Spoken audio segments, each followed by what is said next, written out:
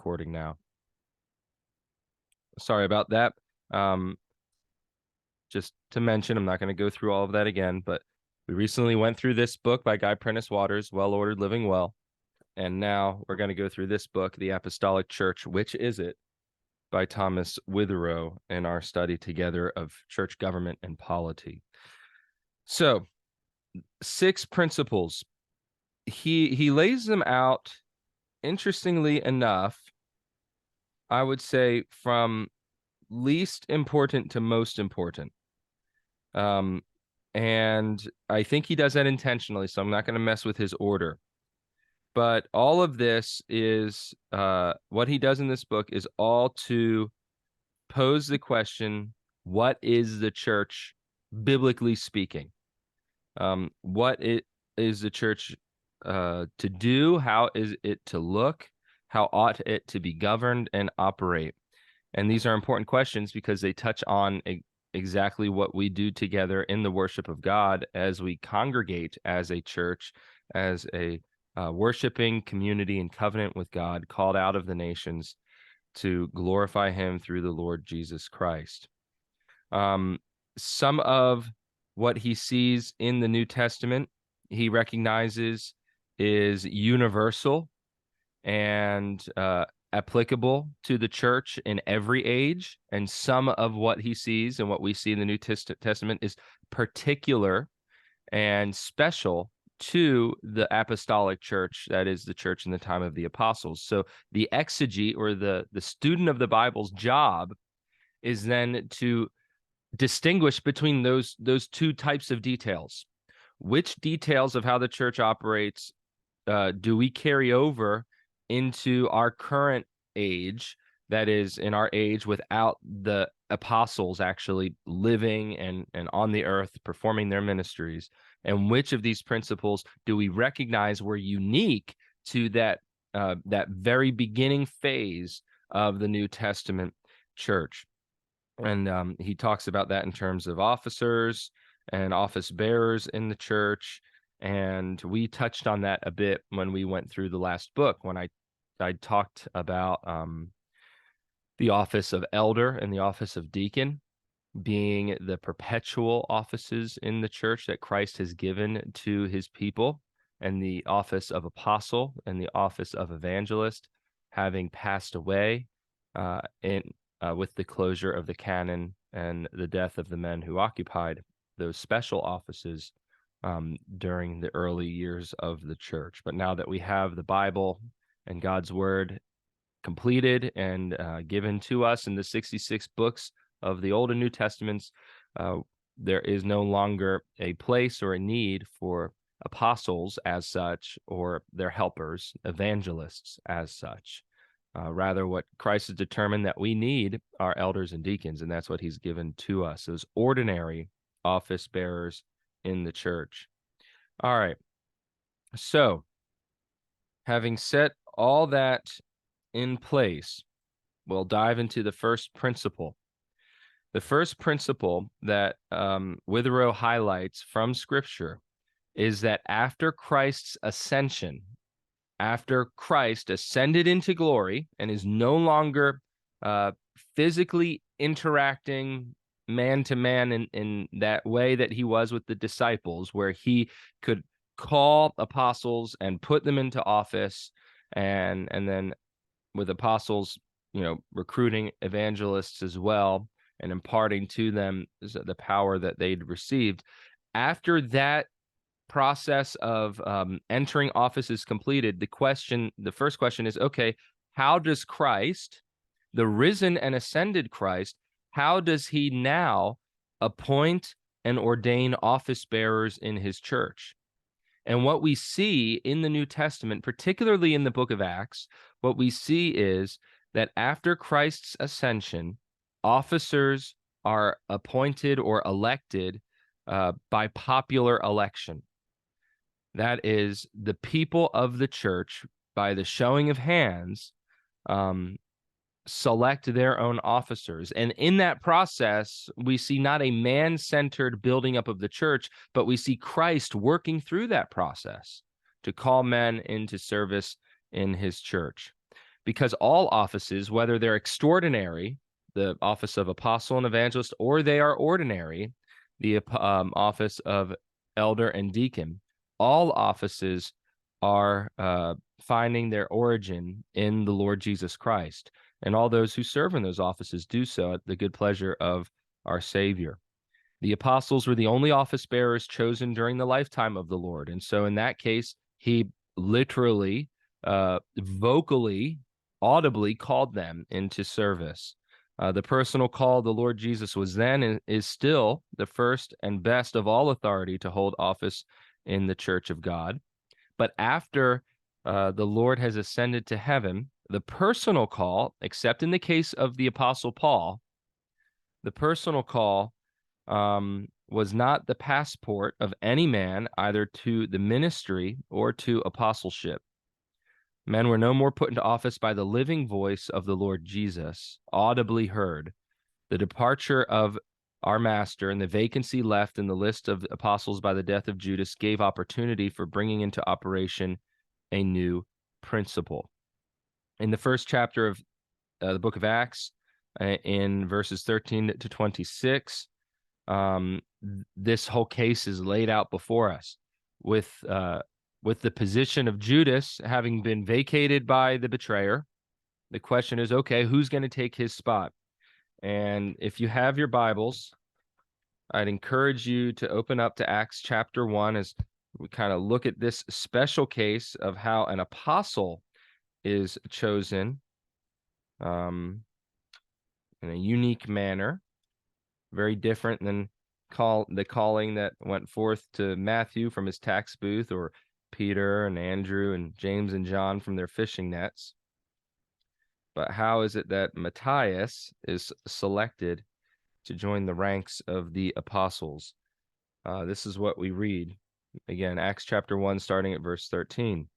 When they had entered the city, they went up to the upper room where they were staying. That is Peter and John and James and Andrew, Philip and Thomas, Bartholomew and Matthew, James, the son of Alphaeus, and Simon the Zealot, and Judas, the son of James. These all with one mind were continually devoting themselves to prayer, along with the women and Mary, the mother of Jesus, and with his brothers.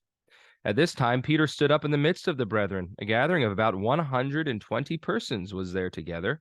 And he said, Brethren, the scripture had to be fulfilled, which the Holy Spirit foretold by the mouth of David concerning Judas, who became a guide to those who arrested Jesus. For he was counted among us and received his share in this ministry.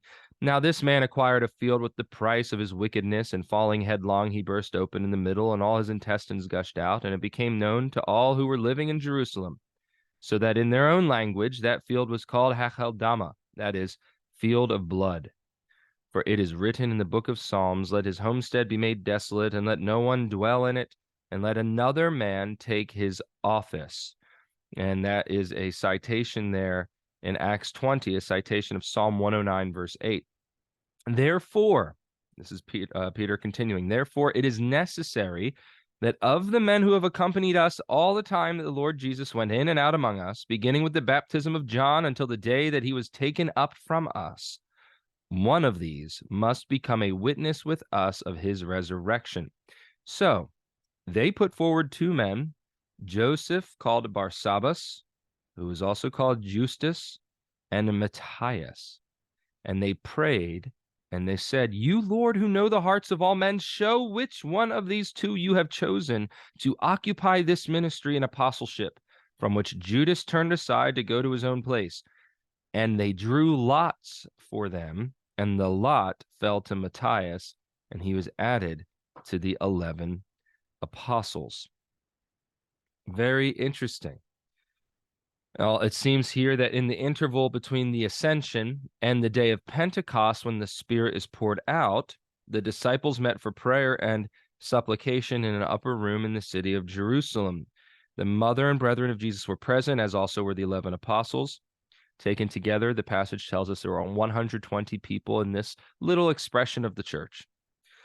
Peter rose, he addressed the company, he reminded them of what had happened to Judas and what position that put them all in, that there was a vacancy in the apostleship appointed by Jesus.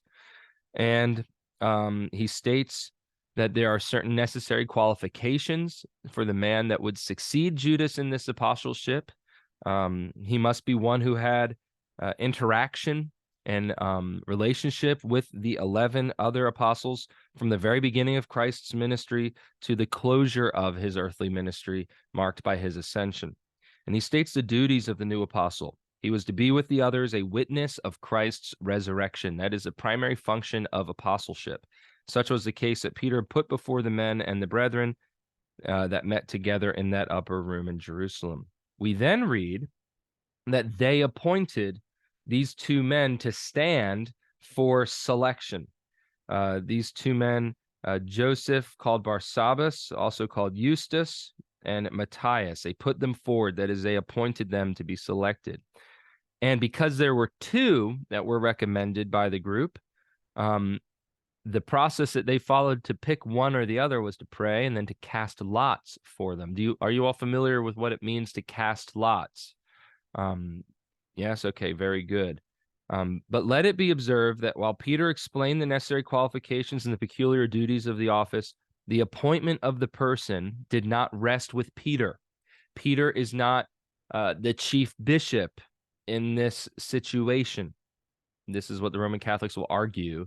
They'll say, look, Peter's leading the way here, but Peter doesn't choose who it is that's going to be in the apostleship here. He's merely presiding, organizing, you might say moderating the process.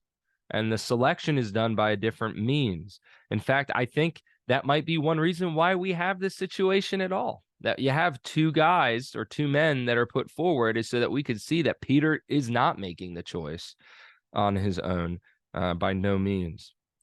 Further, it's not to be forgotten that the office to which Matthew succeeded is, in the 20th verse, also called a bishopric, and how it is said in the 25th verse, he had to take part of the ministry and the apostleship.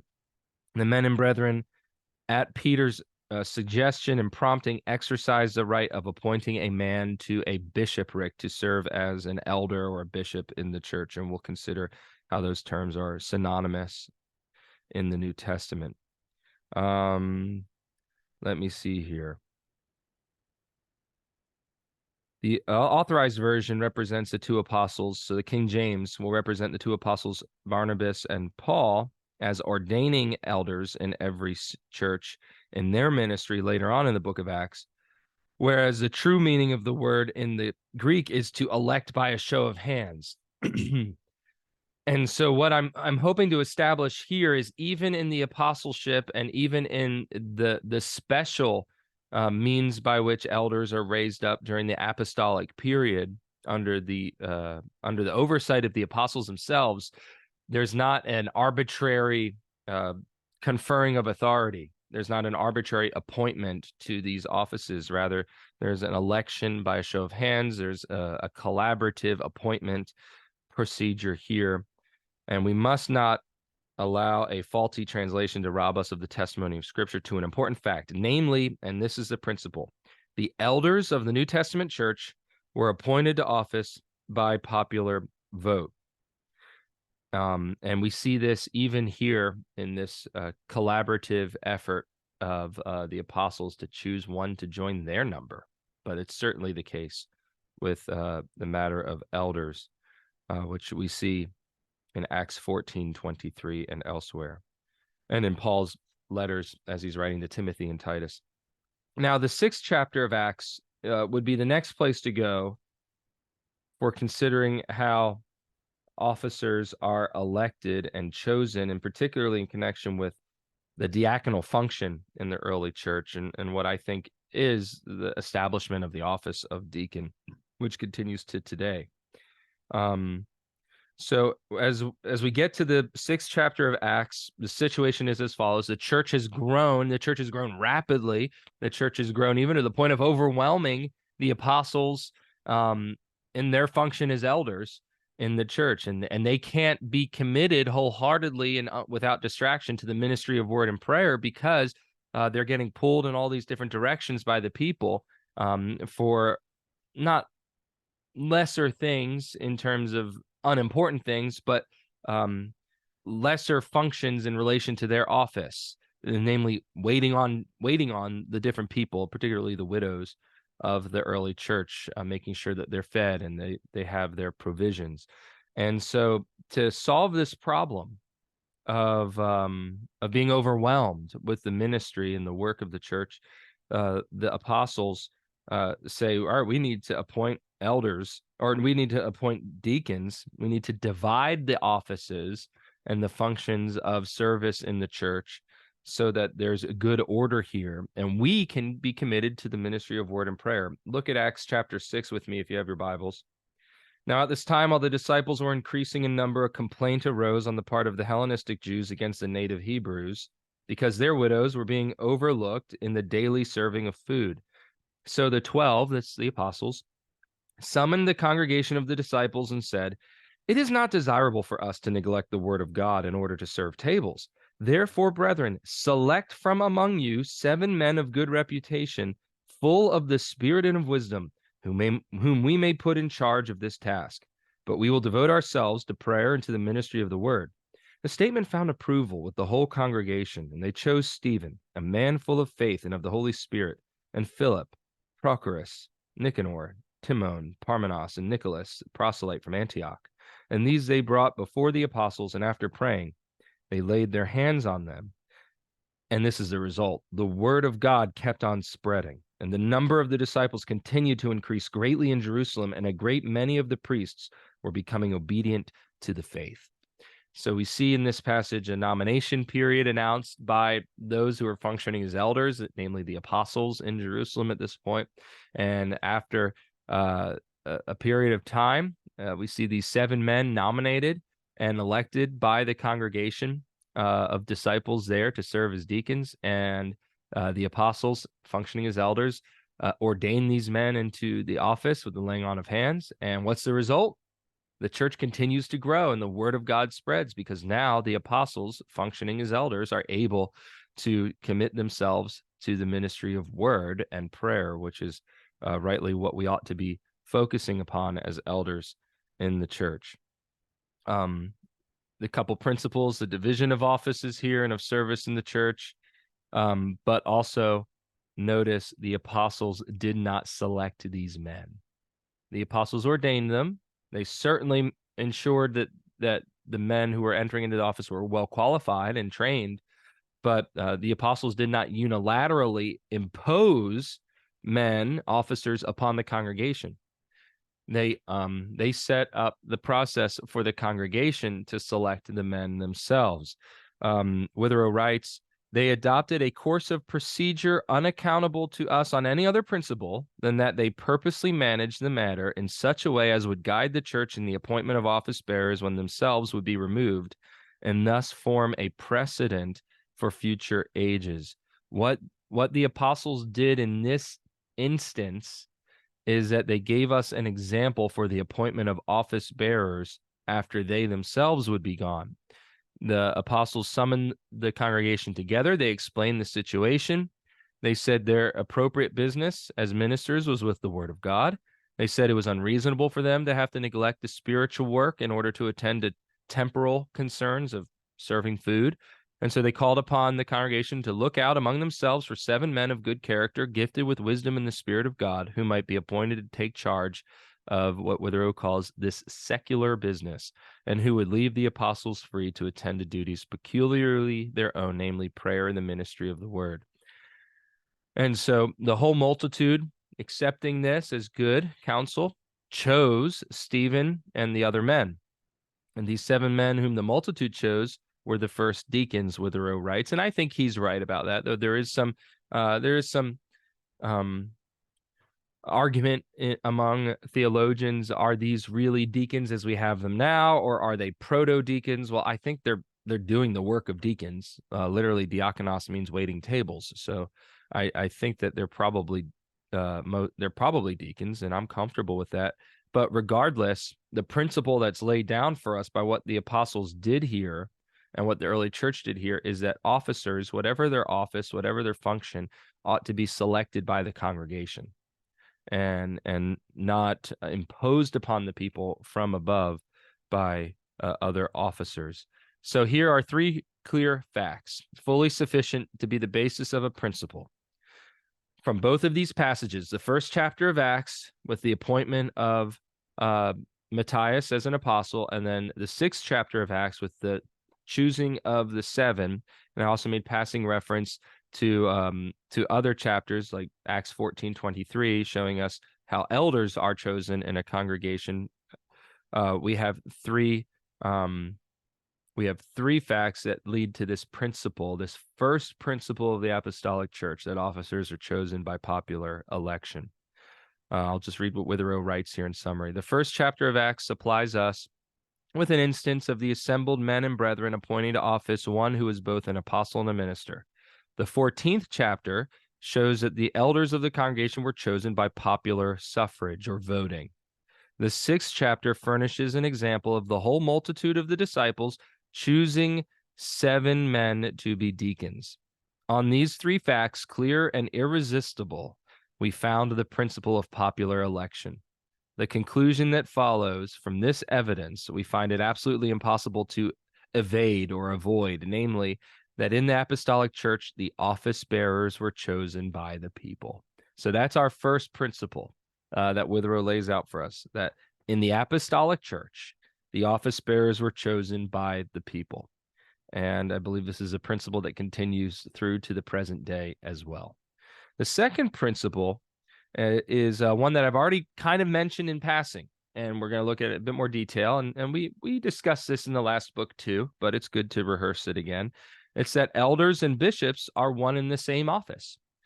Presbyter and episkopos, those two Greek words used to refer to the work of elders in the New Testament, are actually referring to the same work. They're not two distinct offices. It's one office of elder or presbyter and episkopos or bishop.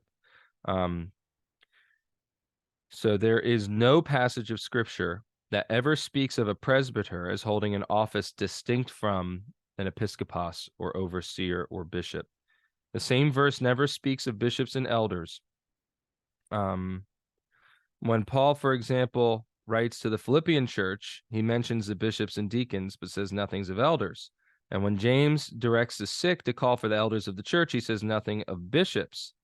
If the offices of bishop and elder were quite distinct, if a bishop were an office bearer bearing rule over a number of elders, it does seem strange that no passage of Scripture ever speaks at the same time of bishops and elders. Instead, these two terms are largely interchangeable, though they emphasize different aspects of the work of an elder. They are synonymous in terms of to whom they are referring, and thus they never appear together because that would be redundant. It would be unnecessarily redundant. If the two terms be only different names for the same office, then to speak of bishops and elders would be a violation of the laws of language. It would be tautology or redundancy. It would be the same thing as to speak of presbyters and elders or of bishops and bishops. It wouldn't make any sense. And so we don't see the New Testament, we don't see the Bible, God's word, ever presenting these two terms together as if they are distinct. Instead, they function and they apply to the same concept wherever they appear. Still, that's something of a presumption. It's something of an implication. We need something stronger than that to warrant us in saying that the two terms were only different names for the same person. However improbable it may appear at first glance, it is still possible that these two, bishop and elder, were distinct office bearers, even though the same passage never speaks of them together. So we need to consult the Scriptures further on the question.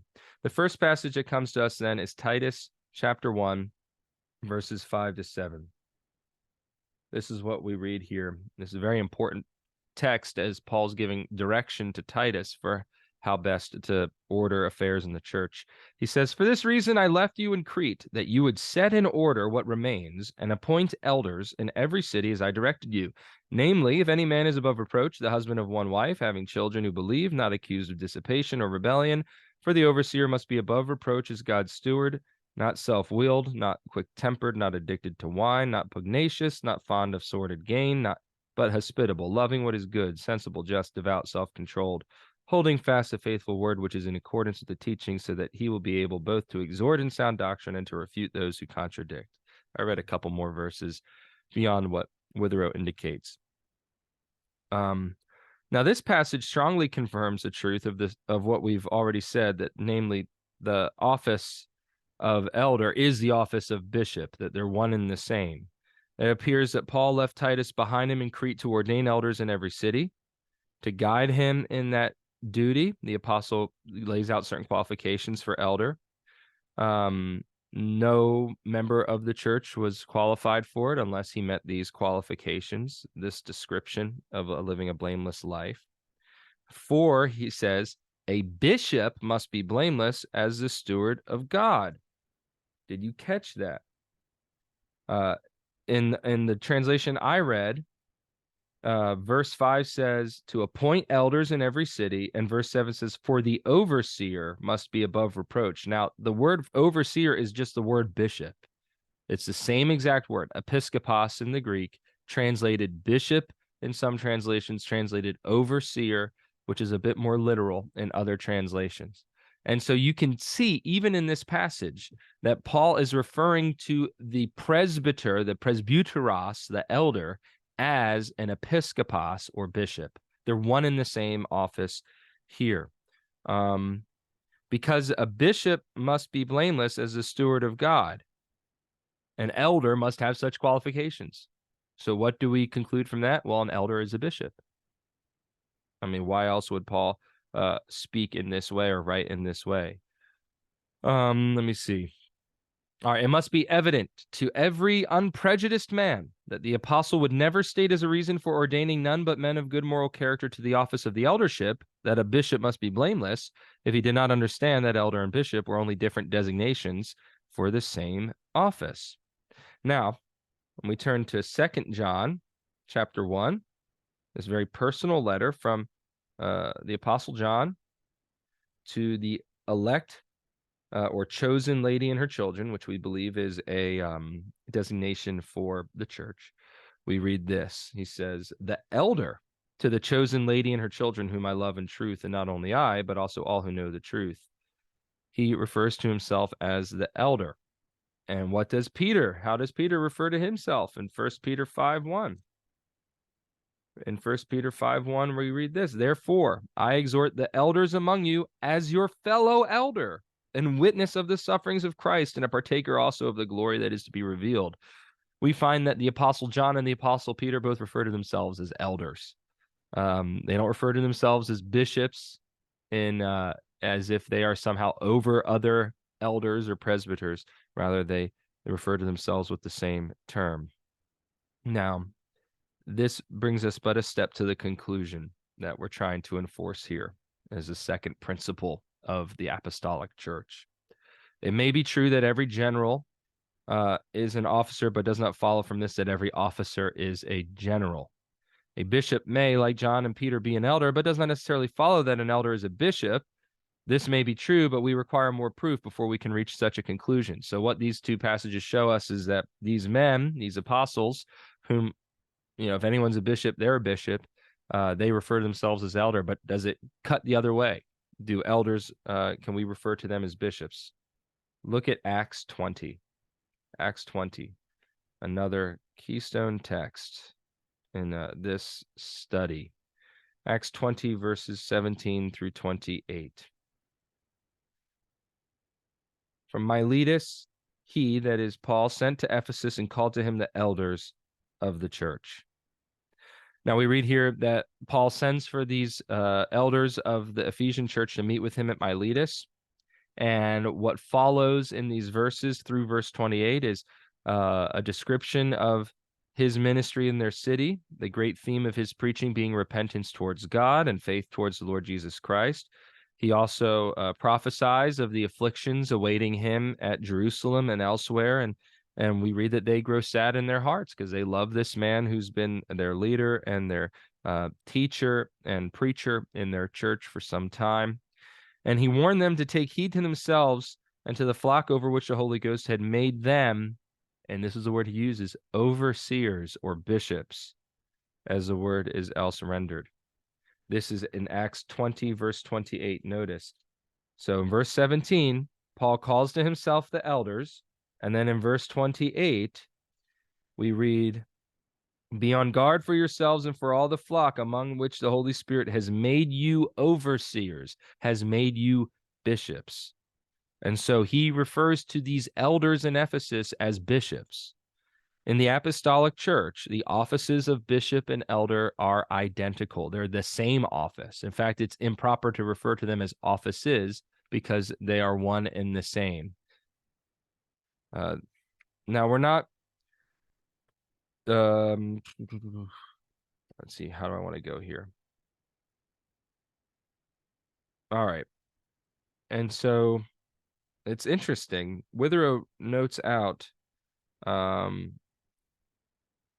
that even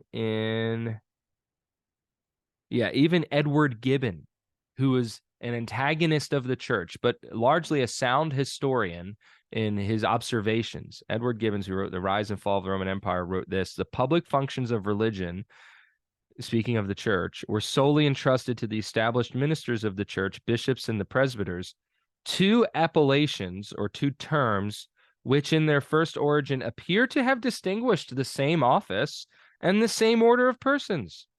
The name of presbyter was expressive of their age, or rather of their gravity and wisdom. The title of bishop denoted their inspection over the faith and manners of the Christians who were committed to their pastoral care.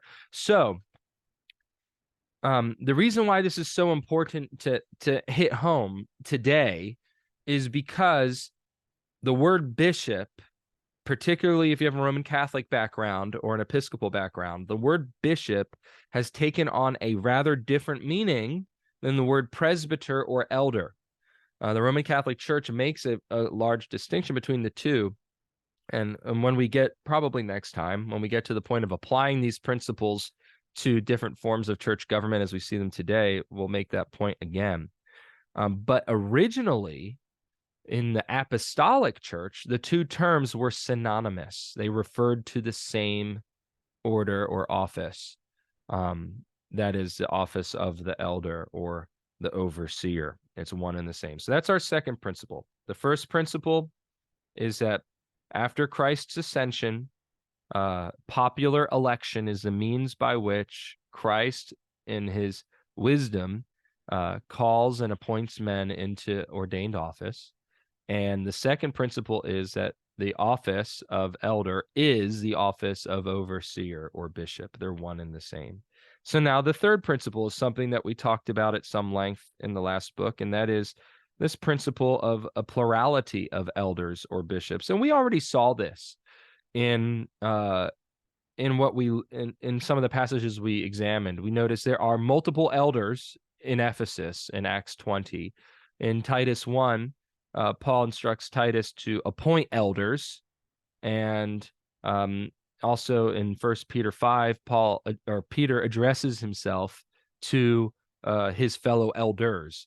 And so this shouldn't be a surprise to us.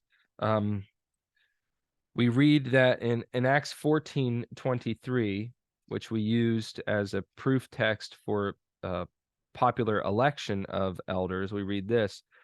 Well, I'll back up a little bit just to give us some context. When Jews came from Antioch and Iconium, and having won over the crowds, they stoned Paul and dragged him out of the city, supposing him to be dead.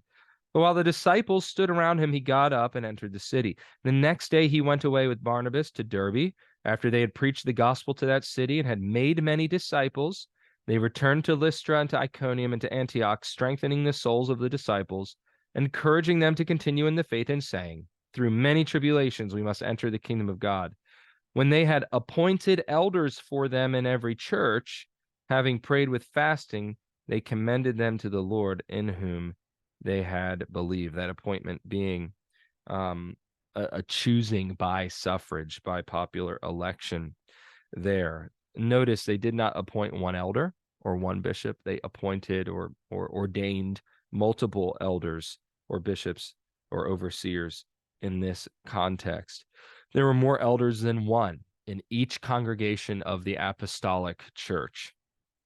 And so it appears from even these verses that we've already considered, Acts 20, verse 17, Acts 14:23, and Titus 1, 5 through 7, that there was a plurality of elders or bishops in all of these churches.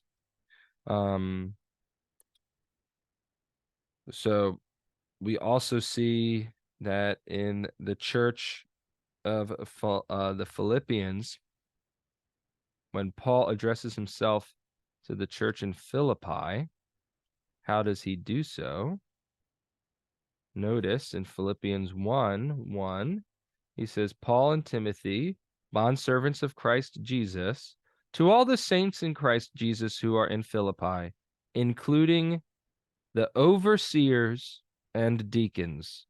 Grace to you and peace from God our Father and the Lord Jesus Christ. Note, he doesn't refer to including the bishop and deacons, or the elder and deacons, or the overseer and deacons. He's overseers. He uses the plural. It's episkopoi in the Greek.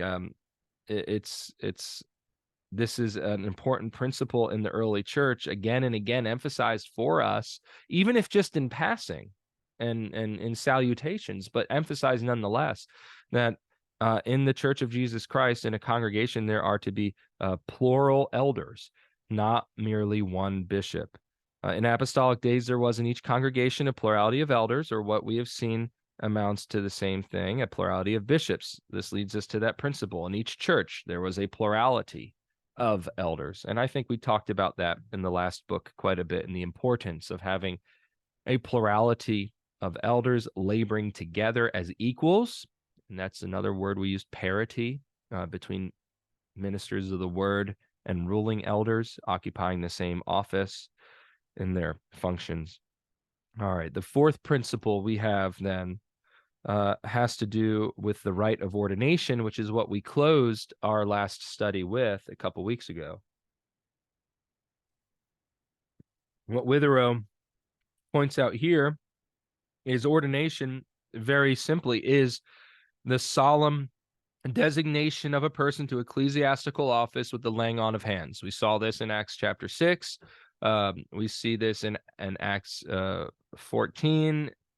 Also, Paul makes that point to Timothy again and again, that investiture into office, being ordained into office, is always accompanied or signified by the laying on of hands.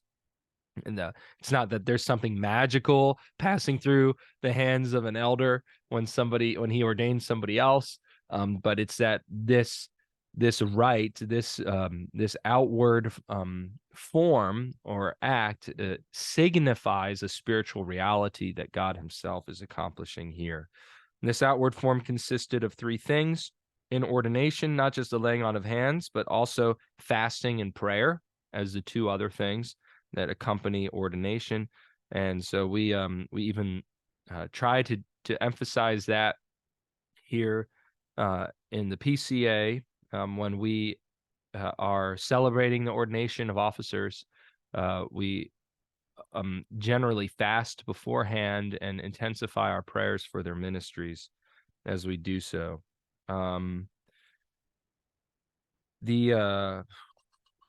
Witherow gives a number of scriptural citations for this, but I don't want to dwell too much on them. But the point that he makes is that when the laying on of hands takes place, when spiritual gifts are conferred during the apostolic age, so when apostleship is conferred and the kind of the conferral or sharing of gifts of healing and things, but also laying on of hands was used at the ordination of ordinary church officers as well, even when there were no miraculous gifts being bestowed upon them.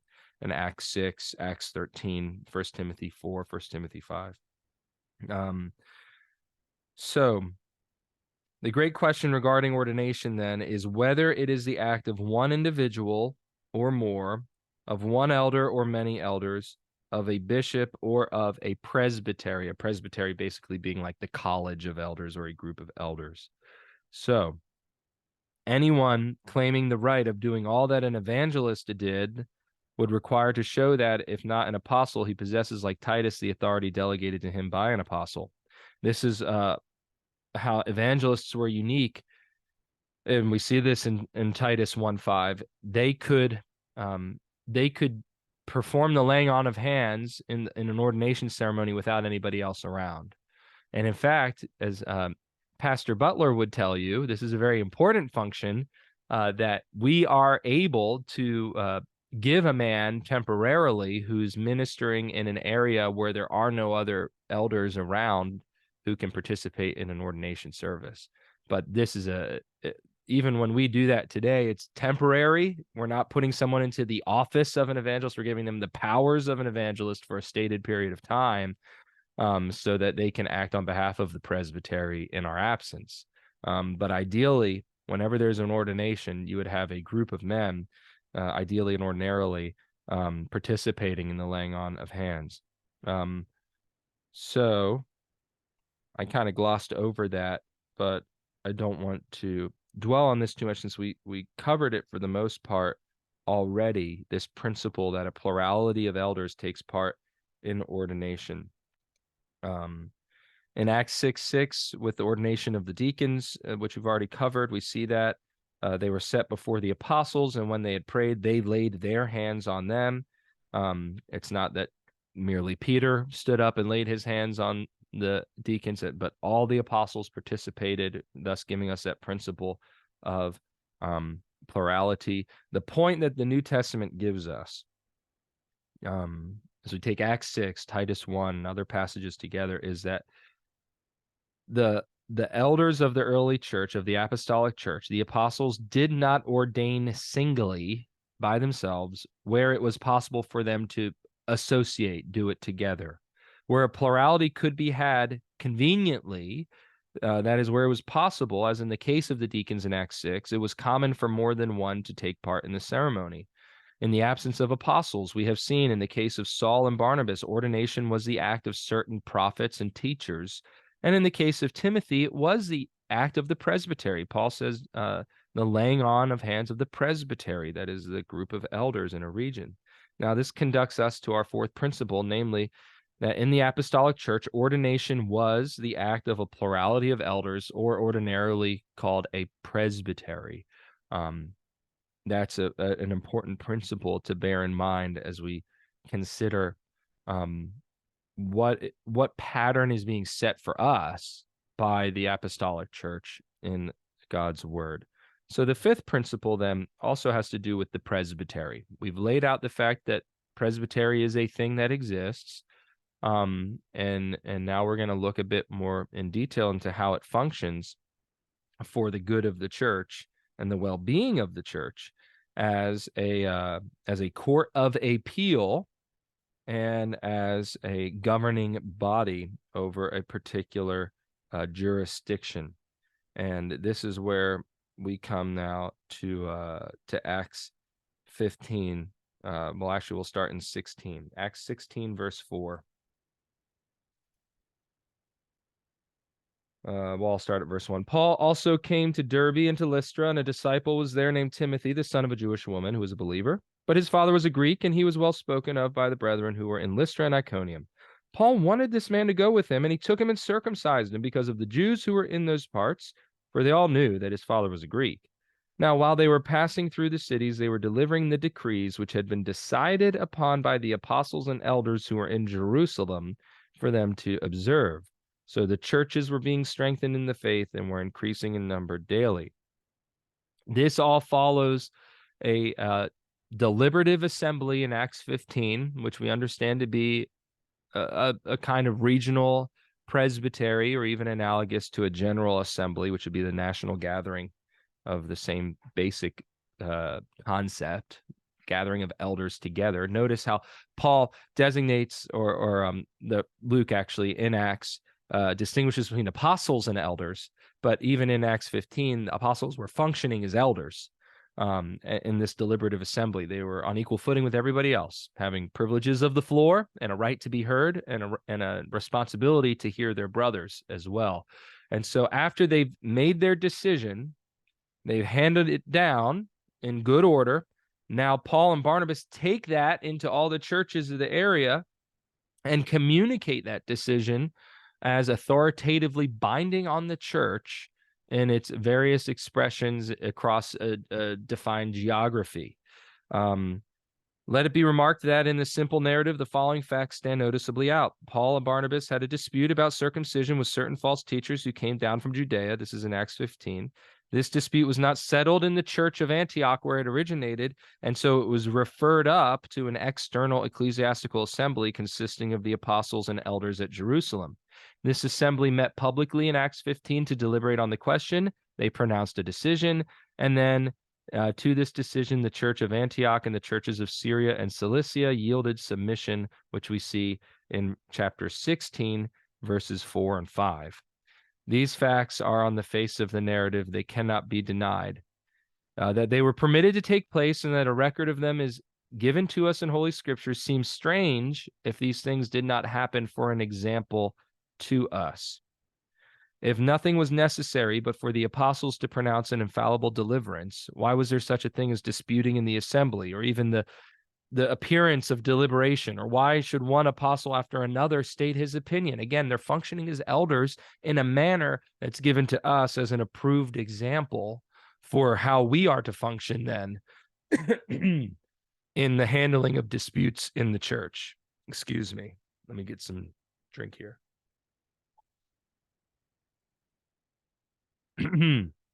Witherell writes, these events were permitted to take place and are recorded for our guidance under all similar circumstances.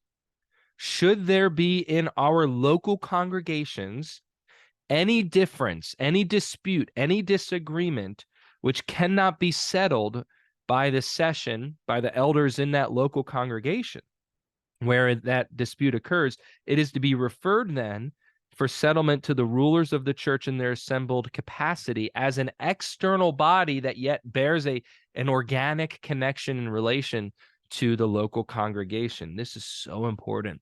We mustn't forget it.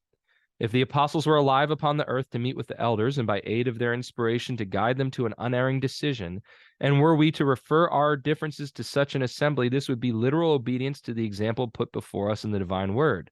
But when in the personal absence of the apostles, we refer our differences to the assembly of the elders, and when the elders, guided by the inspired writings of the apostles as contained in the scriptures, pronounce a deliverance on the question, and when to such deliverance we yield submission in the Lord, this is more than acting up to the Spirit. It is acting up to everything but the letter of apostolic example. What Witherell is saying is we don't have the apostles today with us. They're in glory.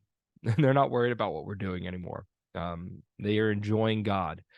But we have their inspired words, which is analogous to, in fact, stands in the place of their physical participation in our courts, in our assemblies.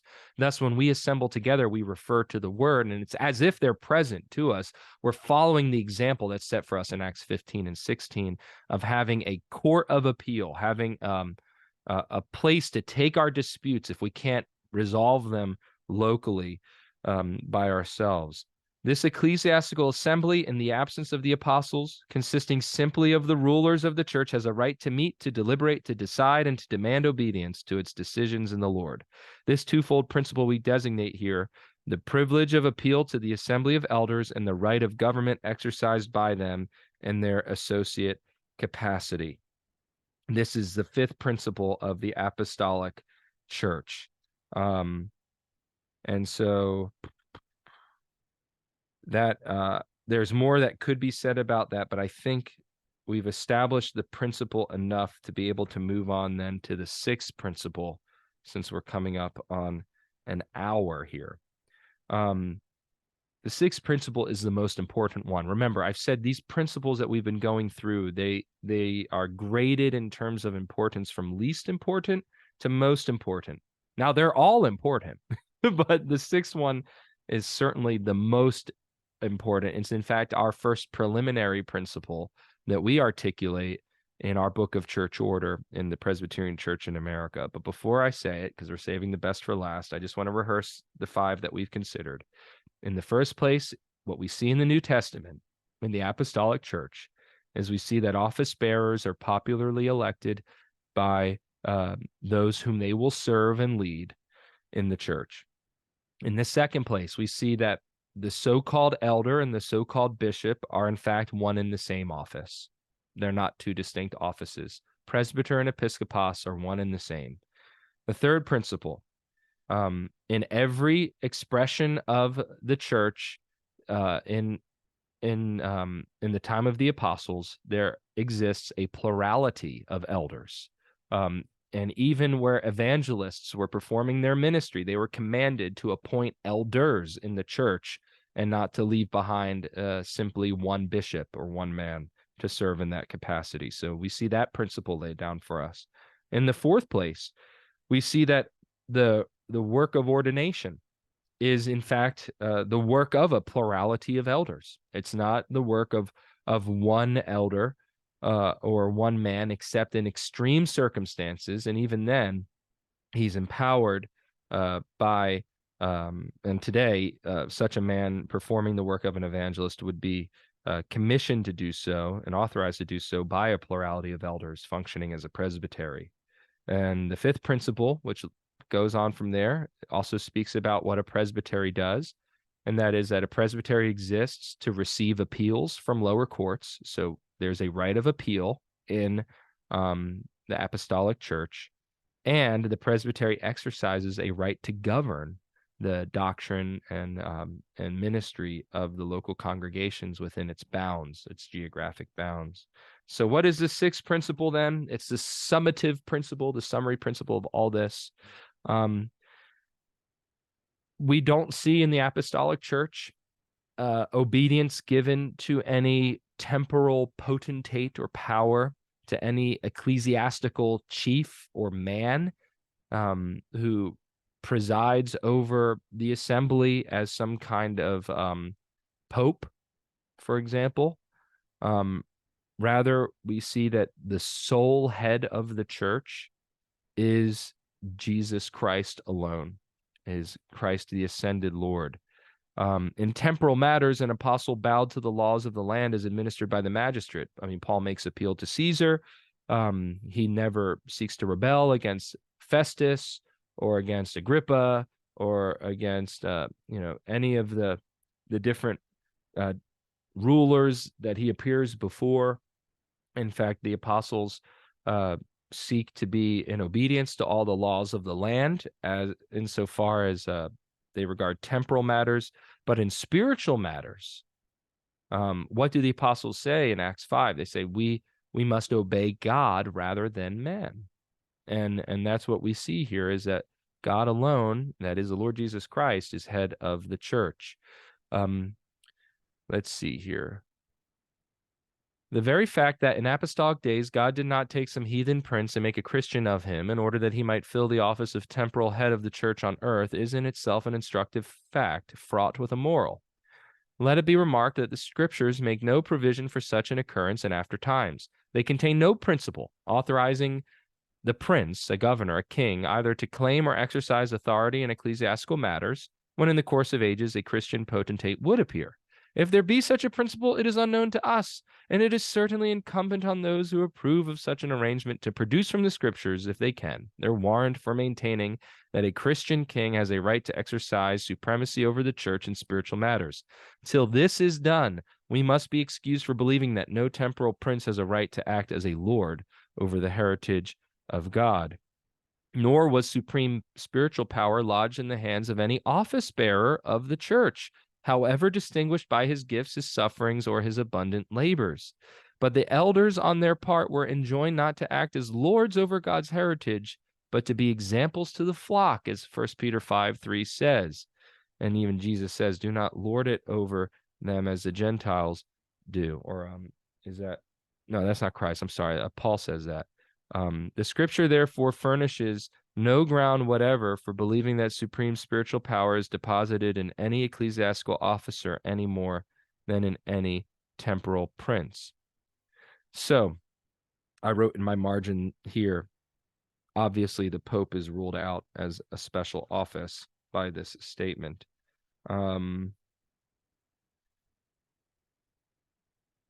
Some key verses here that establish this truth is we find in Ephesians and in Colossians.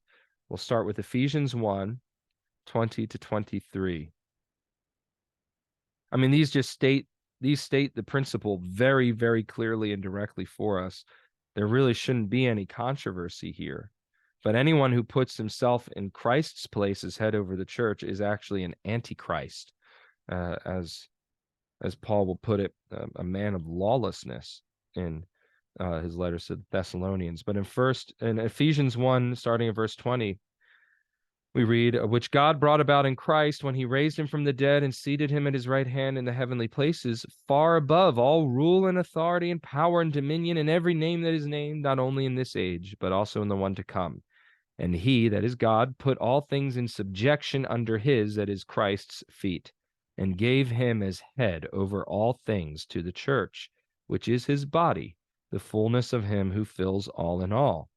And in Ephesians 5:23, he continues, for the husband is the head of the wife, as Christ also is the head of the church, he himself being the Savior of the body. But as the church is subject to Christ, so also the wives ought to be to their husbands in everything. The point here that we're drawing out is simply that Christ is the head of the church and has all right to authority in the church.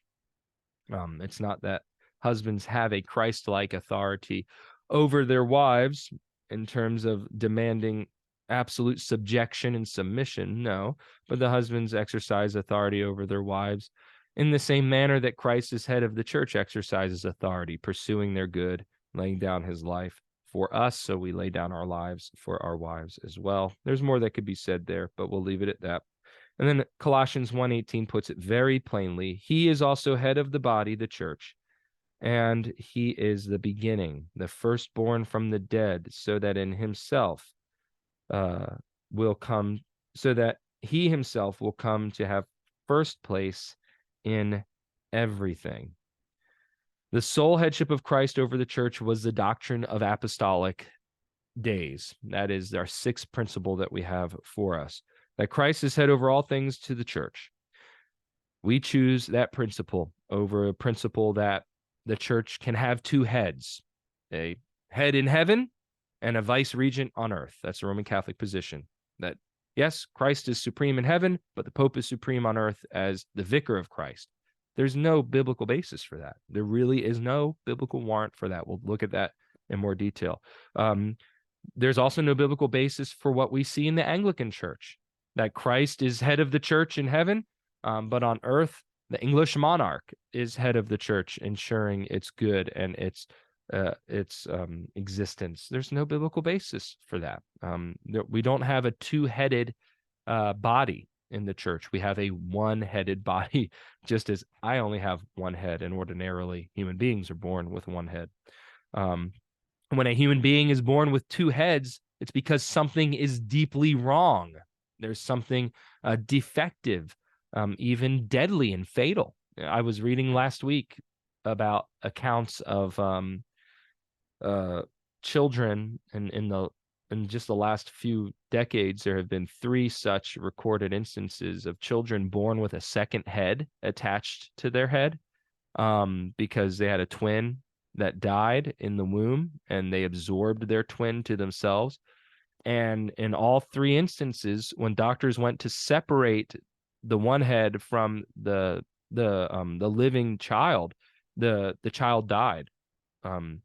Now the child was going to die anyway if the head remained, and so they were trying to save the life of the child. But this is obviously not a picture of life and flourishing. It's a picture of deadly mutation and defect. Something has gone horribly wrong as a result of sin and the curse on humanity, generally speaking.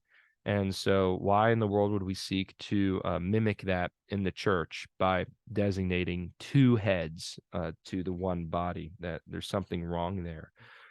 So the sole headship of Christ is the 6th principle of church government that we find in operation in apostolic days.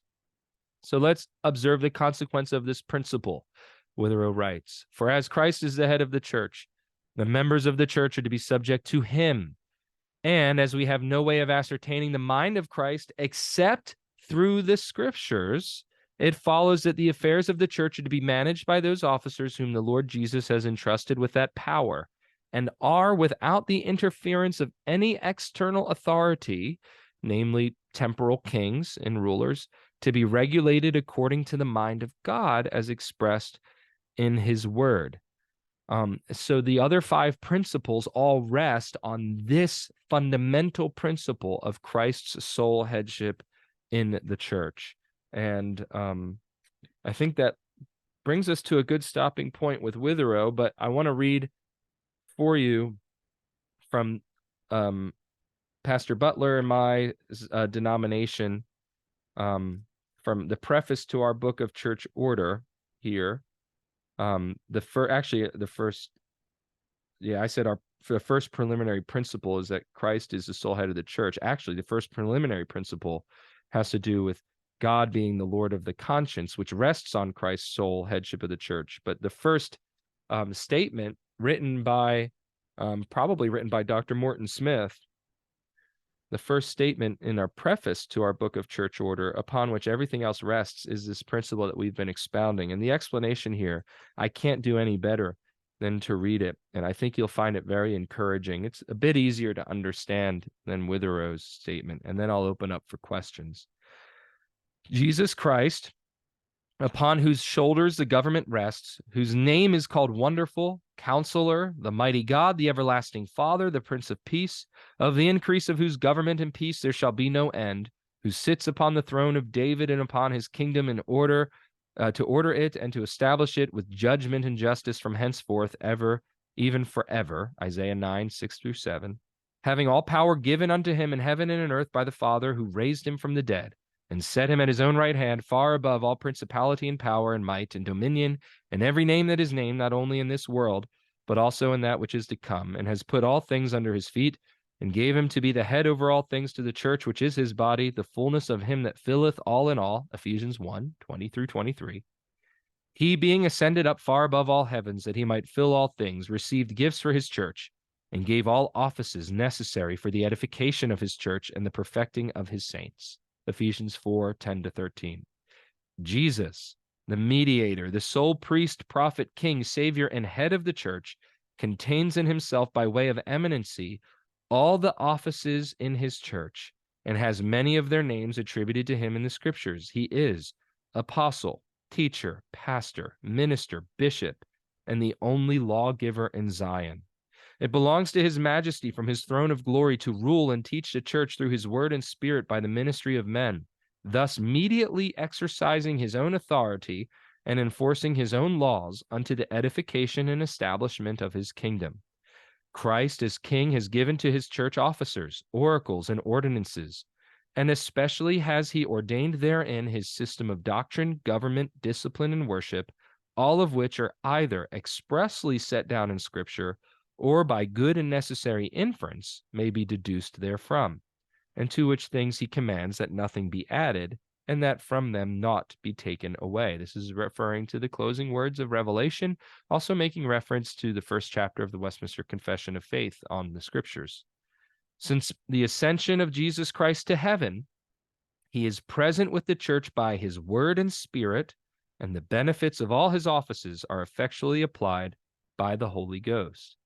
And from that point on, from the point of recognizing Christ's supremacy and eminence in the church, we can then proceed to testing different forms of church government to see how faithful, relatively speaking, each are to this to these 6 principles that we've laid out today, that Witherow has helped us to lay out from Scripture, these 6 principles of church government.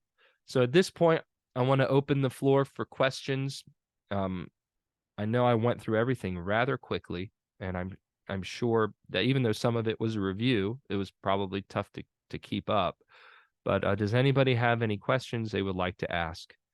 And then I'll introduce Pastor Butler after that as well when we stop the recording.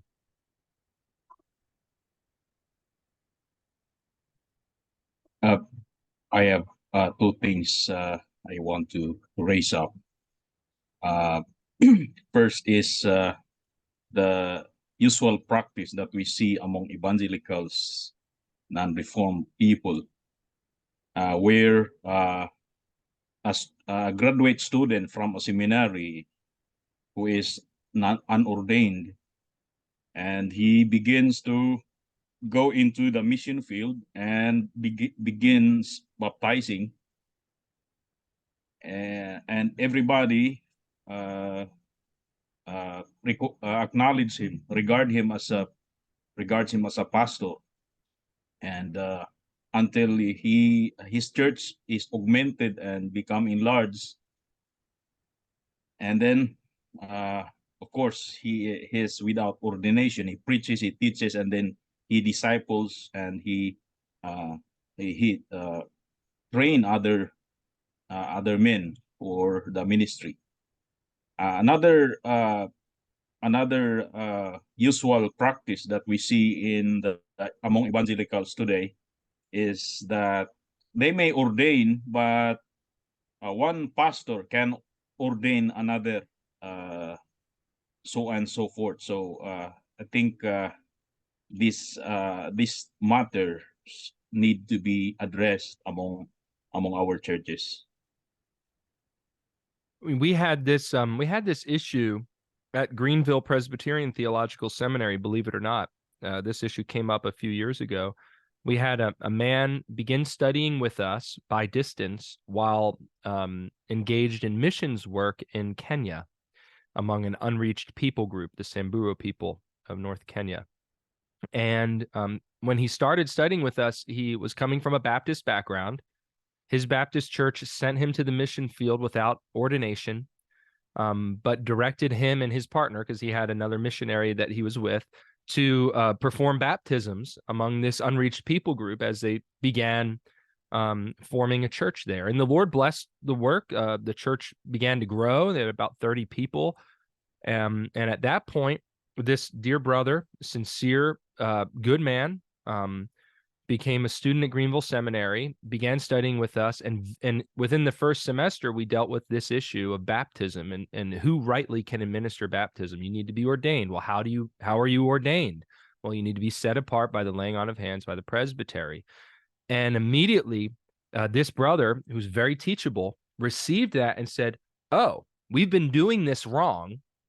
We need some help." And so what we did was we put him in touch with some good brothers in Kenya who were a bit far away, but closer to him than we were, obviously, because we're on the other side of the planet.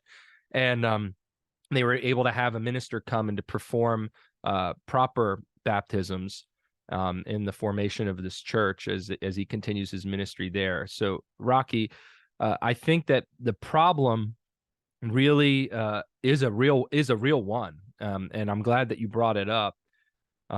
What the way we should respond to that, with our convictions being as they are grounded in the New Testament, is to gently present the biblical case to brothers who are doing that, and pray that God would grant to them repentance from what hopefully is a practice due to ignorance and not arrogance. And what you'll find is if they're doing this ignorantly and not realizing that they're doing something improperly, then they will reform and they'll change their practice, and they'll ask for somebody else to come and to perform these baptisms. But if they're doing this practice arrogantly, then they'll harden themselves against the word to their own peril. And we trust the Lord for the result. But this is right. We cannot put ourselves into a position that God has not put us into by his clearly defined means and by his authority. We don't engage in the ministry by our own authority. We engage in it by Christ's authority, and he has established these means in his word, as we've seen. So that's very good, and I'm sure that that's a live issue where you are, because it's a live issue where I am and where Pastor Butler and I are ministering. We see it all the time. Guys get a little bit of education, or guys just get a feeling in their heart and they go and say, "I'm going to start a church." And they don't submit themselves to Christ's headship in the church, at least not in any meaningful sense. But the hope is that when that happens, it's due to ignorance, and when they're confronted with biblical truth, they'll change their practice. But sadly, I think a lot of men do that out of arrogance rather than just ignorance. Good contribution. Any other questions before I stop the recording? Good morning, Mr. Sam. Good morning. Question. My question is quite unrelated to another topic, but it is related to what you said earlier about casting of lots. Mm-hmm.